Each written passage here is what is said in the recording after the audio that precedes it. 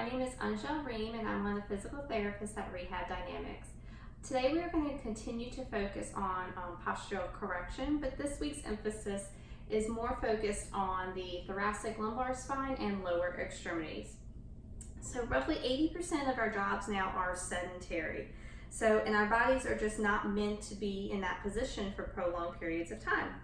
We begin to develop poor posture and tight muscles as a result.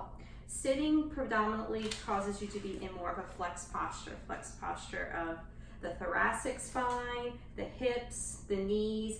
So if we're in those positions for long periods of time, we want to make sure that we're combating that because your muscles are going to want to stay in the positions they're in. So stretching and knowing which exercises to do is very beneficial. So some of the muscles that tend to get tight that we're going to focus on today are the hip flexor muscles. So these muscles right here because we're sitting a lot. Also the hamstrings because our knees are bent. And then also our calf muscle. Some of the muscles that I'm going to show about activating today is thoracic extension, really trying to get some mobility there, as well as gluteal activation, getting some hip extensor strength. So I'm going to demonstrate 5 exercises and stretches to help combat this posture and help keep our body balanced and prevent overuse. First off, all of the exercises should be pain-free. There should not be any, you could feel stretching, which is okay, but nothing should be painful. So if it's painful, it's probably not the exercise for you.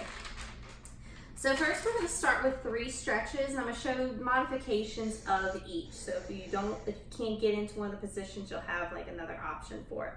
So the first one I'm going to talk about is the hip flexors. So the hip flexor muscle is hip flexion with a bent knee like that. So the hip flexor is going to attach from the pelvis, and then depending on what muscle we're talking about, it can attach anywhere from the femur. If we're talking the quad, which can have some hip flexor, it can go all the way to the patella tendon. So we want to make sure we're stretching all the way through. So the first one I'm going to show you is a half kneeling.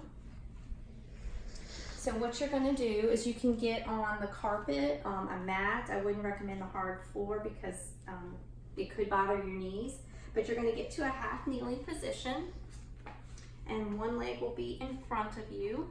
So the leg that you're actually stretching is the one that's behind you.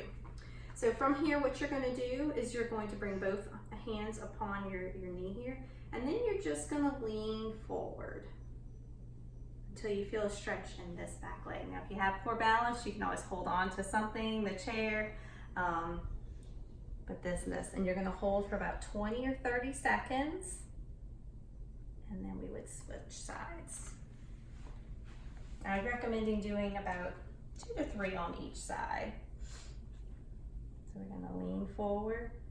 Depending on how much flexibility you have, you may not be able to go quite as far.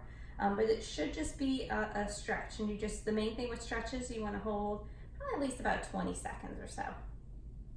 Okay, so that's a hip flexor stretch. So I'm going to show one more, just because a lot of patients that I have can't get on their knees. So you can either we're going to come to the bed here, so you can use your bed at home, or if you have a couch, and what you can do is we're going to lay. So the leg you want to stretch is the leg that's going to be hanging down with this. You're going to lay down on the edge, and that leg is going to drop, and then your opposite leg is going to come up. And you should feel a stretch in that side that's coming down. And you're bringing this knee up just to kind of stabilize your pelvis. Okay? I'll show on the other side. Just make sure that you're safe and that you've got enough room that you're not going to fall off. So just toward the edge of the bed. So this is the leg that's stretching. Okay. The same thing, you'd hold for about 20 or 30 seconds. And I would recommend doing about 2 or 3 on each side. So whichever of those positions would work best for you.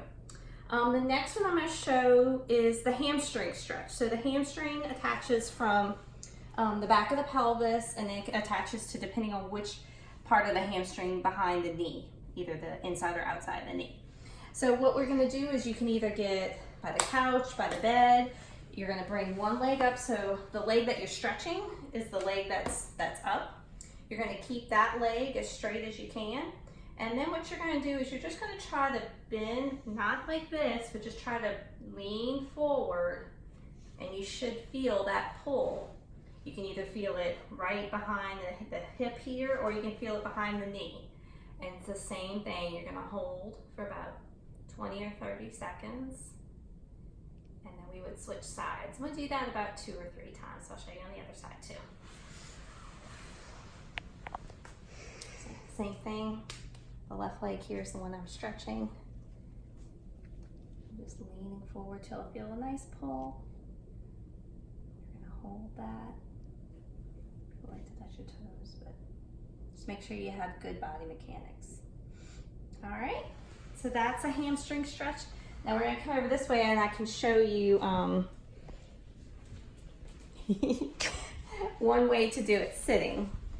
So to do it sitting, we would sit on the edge of the chair, feet flat on the floor, then make sure your heel is flat on the floor. So this is essentially the same thing we were doing on the bed, but you're sitting in the chair, and then what you're gonna do is you're just gonna try to bring your belly button down, keeping that back nice and straight until you feel that nice stretch. And same thing, you're gonna hold for about 20, 30 seconds, and you would do it about 2 or 3 times on each side. But the key is with the stretches is holding it long enough. So, okay, so that is the hamstring stretch. So the next one I'm gonna show is the calf stretch. So I've got 2 ways to show that. We'll show the traditional runner stretch. So we're gonna come up against a wall. You're gonna bring the leg that you want to stretch back. You're gonna hold on to the wall, feet about shoulder width apart, and then you're just leaning in. So this leg is the one you should feel it in. You should feel a nice stretch there. Same thing, hold for about 20 or 30 seconds. And then we would switch sides.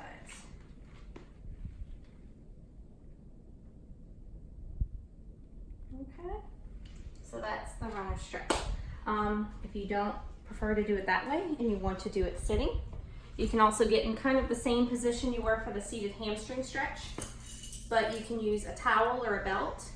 And then what you can do is you're gonna put that around your toes there, and you're just gonna give it a nice little pull until you feel that stretch. Same thing, you're gonna hold for about 20 or 30 seconds. And then we would do the other side. And these would be good. You can do the stretches, 1 or 2. You can do them a few times a day if you want. As long as you're moving, that's the main thing. You don't want to not stretch these muscles out. Okay, so the next thing I'm going to show, so that was the stretches for the hip flexor, the hamstring, and the calf muscle.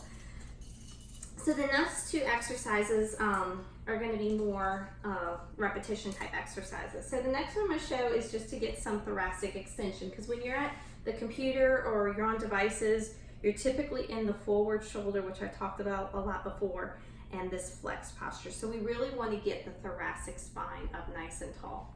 So I've got a ball, I've got young kids, so I've got a ball, but you can use a towel, anything, but we're gonna put this behind. You can put it anywhere from the upper lumbar to the thoracic spine.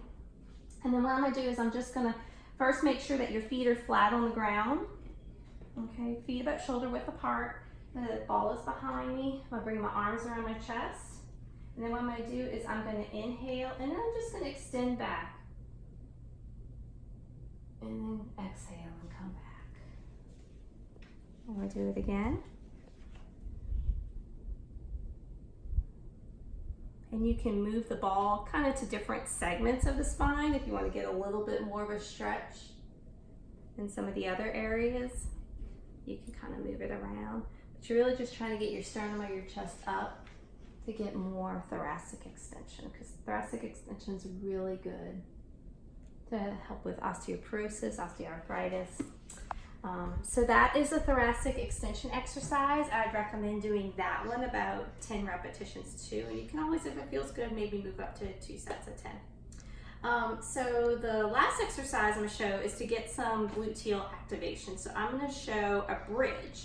So the bridge exercise I'm actually going to show on the mat, but you can do it on the floor, carpet, bed, wherever you would like. So what I'm going to do is we are going to come down here and you're going to get lay on your back with your knees bent. And your feet are about the same thing, about shoulder width apart. And then what you're going to do is you're first going to activate your core. You're going to tighten your belly button, try to bring that to your back. And you should feel your abdominals fire. Can you get a good? Good. Okay.